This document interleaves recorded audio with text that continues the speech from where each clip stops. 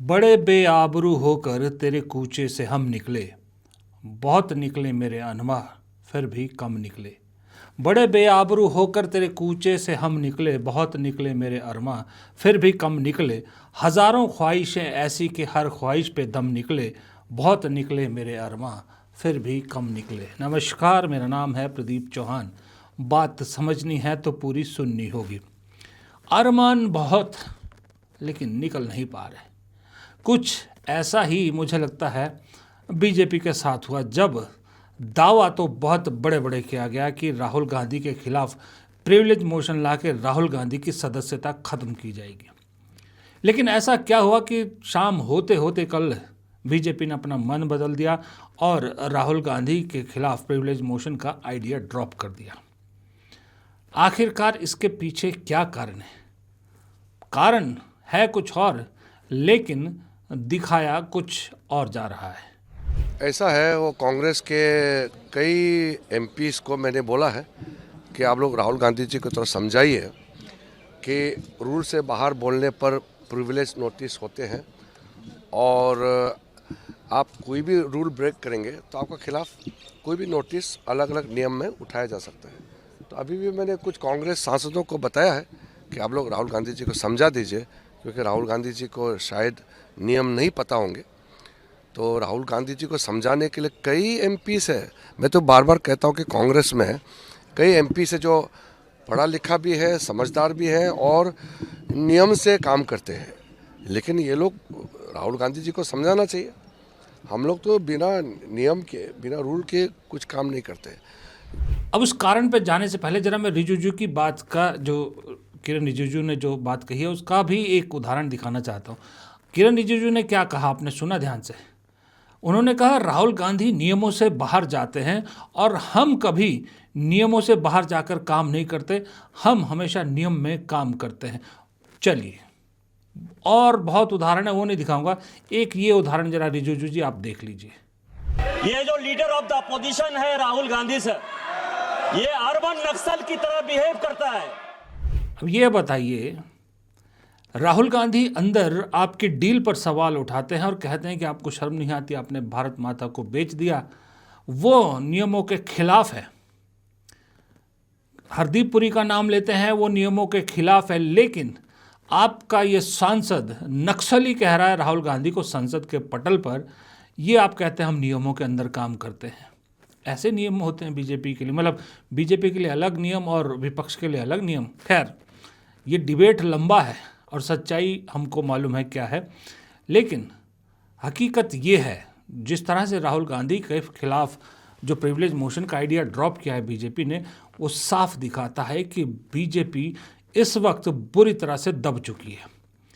12 साल में पहली बार दिख रहा है कि विपक्ष बीजेपी पर भारी पड़ रहा है, सत्ता पर भारी पड़ रहा है। बीजेपी के सहयोगी दल तो आजकल गायब ही दिखते। कोई सहयोगी दल का कोई रिएक्शन राहुल गांधी को लेकर देखा आपने? जो कुछ बोलते हैं बीजेपी के नेता ही बोलते हैं, बाकी सब गायब है। सत्ता पक्ष हावी है।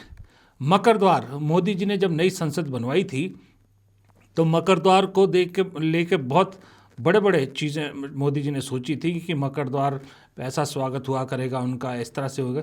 लेकिन मकर द्वार को विपक्ष ने दिल्ली का दूसरा जंतर मंतर बना दिया है। ऐसा कभी पुरानी संसद में आपने देखा था? इतने सालों में अगर आप पुरानी संसदीय कार्रवाई देख रहे होंगे, इन्हीं मोदी सरकार की भी देखी होगी, कभी विपक्ष लगातार संसद भवन के किसी दरवाजे पर इस तरह से लगातार विरोध प्रदर्शन नहीं करता हो। खास करके 2024 के बाद तो जितने सेशन हुए, इसी तरह से आपको मकर द्वार पर विरोध करते नजर आएंगे। कांग्रेस ने तो एक अपना पक्का अड्डा सा बना दिया है। लेकिन फिर भी चीज़ें थोड़ी सी सरकार के अनुकूल थी, लेकिन इस बार तो सारी चीज़ें सरकार के खिलाफ है। चारों तरफ से घिरी हुई सरकार है। विपक्ष के पास मुद्दों का अकाल तो छोड़िए, ओवरफ्लो है। वो किस किस चीज़ पर सरकार को घेरे, खुद विपक्ष शायद ये सोचने पर मजबूर है। ऊपर से अगर सोचिए राहुल गांधी की सदस्यता को ख़त्म करने की कोशिश की जाती तो उसका क्या असर होता।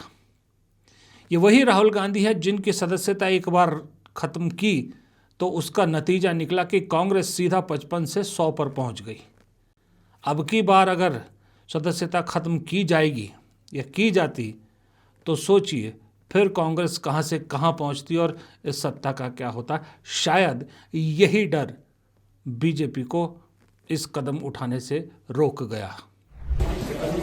प्रियंका मैम, राहुल गांधी के खिलाफ प्रिविलेज मोशन नहीं मूव करने का सरकार ने फैसला पढ़ रही थी मैं, कुछ अपने आप को माचो मैन समझते हैं, लेकिन छाती तो अपनी मोदी जी ने नपाई है 56 इंच की, तो उनकी माचो मैन वाली छाती है, तो उनके खिलाफ भी होना चाहिए था। प्रियंका गांधी ठीक कह रही हैं, सीना तो मोदी जी ने नपवाया था। दरअसल असल हकीकत ये भी है कि कहीं ना कहीं अंदर बीजेपी के अंदर भी एक छटपटाहट है और एक वो है अनकंफर्टेबल तो है, क्योंकि आपको किरण रिजिजू हो गए, निशिकांत दुबे हो गए, गिरिराज सिंह हो गए, ये जो हमेशा के परमानेंट चेहरे हैं, ये आपको अभी भी डिफेंड करते हुए नज़र आ रहे हैं। पहले इनके साथ जेडीयू के चिराग पासवान और सब भी दिख जाते थे, लेकिन इस बार बीजेपी में भी गिने चुने 8-10 चेहरे ही हैं जो विपक्ष पर हमलावर हैं, राहुल गांधी को निशाना बना रहे हैं। बीजेपी के बाकी नेता खुद भी बच रहे हैं। सुना है जो संसद कवर करते हैं पत्रकार, वो बता रहे हैं, उनमें से किसी से मेरी बात हुई तो कुछ लोगों ने कहा कि 2 दिन से बीजेपी के सांसद बचकर निकलते हुए देखे जा सकते हैं। वो बीजेपी के सांसद जो मीडिया को ढूंढ कर मीडिया की तरफ आते थे, फिलहाल साइड से निकलने की कोशिश करते हैं। कहाँ है वो रवि किशन, कहाँ है वो मनोज तिवारी जैसे जो हर चीज़ में एक ओपिनियन रखते थे, आजकल कहीं दिखते हैं? कहीं नहीं दिख रहे हो। क्यों नहीं दिख रहे? क्योंकि विपक्ष ने वो जो राहुल गांधी ने चोक करने वाला एक उदाहरण दिया था ना, सही में सरकार को चोक कर दिया है। इसी का नतीजा है कि बड़े बड़े दावे करने के बाद राहुल गांधी के खिलाफ कोई कार्रवाई नहीं की जा रही। उल्टा कांग्रेस की सांसद ज्योति मनी ने किरण रिजिजू के लिए मुश्किल पैदा कर दी है। ज्योति मनी ने किरण रिजिजू के खिलाफ मानहानि का मुकदमा करने का ऐलान किया है। वो इसलिए कि उन्होंने, किरण रिजिजू ने संसद के अंदर का एक वीडियो शेयर किया और साथ में लोकसभा स्पीकर के चैम्बर का भी एक वीडियो शेयर किया है, और ज्योति मनी ने उसी के खिलाफ डेफेमेशन केस फाइल करने का ऐलान किया है कि भाई हमारा मानहानि हुआ है, क्योंकि इससे एक इमेज बनाने की कोशिश की। किरण रिजिजू ने, जो कि संसदीय कार्य मंत्री है, उन्होंने ये कोशिश की कि हमारे जो है वो लोग जो है प्रधानमंत्री को हम नुकसान पहुंचाने वाले थे, ऐसा एक वातावरण बने। तो किरण रिजिजू की मुश्किलात बढ़ने वाली है। राहुल गांधी के खिलाफ तो कुछ नहीं कर पाए। अब सवाल ये उठता है कि अभी तो सेशन लंबा है, अभी तो बहुत दिन है ये सत्र में। इस सत्र में कब तक कैसे सरकार बचेगी, क्योंकि अभी डील, यूएस डील, ये मुद्दा तो ख़त्म होने वाला नहीं है, ये खींचेगा। किसान मजदूर संघ सड़क पर है, वो फाइल वाला मुद्दा वो जिंदा है। उसके अलावा दूसरी चीज़ें तो अभी हैं ही, और दूसरा सबसे बड़ी बात, ट्रंप का क्या भरोसा, कल को क्या नई चीज़ कह दे और विपक्ष को एक और नया मुद्दा मिल जाए। और जनरल नरवाने की किताब वाला तो अभी भी खड़ा है। एलओपी को ना बोलने देना और प्रधानमंत्री का खुद ना बोलना, ये भी इतिहास में दर्ज हो गया है। अभी इस सेशन में और न जाने क्या क्या चीज़ें दर्ज होना बाकी है। फिलहाल आज सुबह की इस वीडियो में, छोटे से वीडियो में इतना ही। वीडियो पसंद आए तो लाइक कीजिएगा, शेयर कीजिएगा, कमेंट बॉक्स में राय दीजिएगा और चैनल को सब्सक्राइब करना मत भूलिएगा। नमस्कार।